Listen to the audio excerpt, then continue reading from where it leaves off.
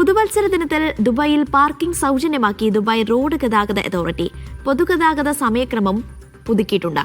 Customer happiness centre, vehicle testing സെന്ററുകൾ എന്നിവയുടെ പ്രവർത്തന സമയത്തിലും മാറ്റമുണ്ട്. പുതുവത്സര ദിനത്തിലാണ് പാർക്കിംഗ് സൗജന്യമാക്കിയത്. ബഹുനില പാർക്കിംഗ് കെട്ടിടങ്ങൾ, അൽക്കൈൽ ഗേറ്റ്, N365 എന്നിവയ്ക്ക് ഇത് ബാധകമല്ല. ഇവിടങ്ങളിൽ ഫീസ് അടച്ച് പാർക്കിംഗ് തുടരാം. മറ്റ് സ്ഥലങ്ങളിൽ ജനുവരി 2 മുതൽ പാർക്കിംഗ് ഫീസ് ഈടാക്കും. അതേസമയം പുതുവത്സരാഘോഷങ്ങളുടെ ഭാഗമായി ജനുവരി 1 പൊതുഗതാഗത സർവീസ് സമയം RTA പുനഃക്രമീകരിച്ചിട്ടുണ്ട്.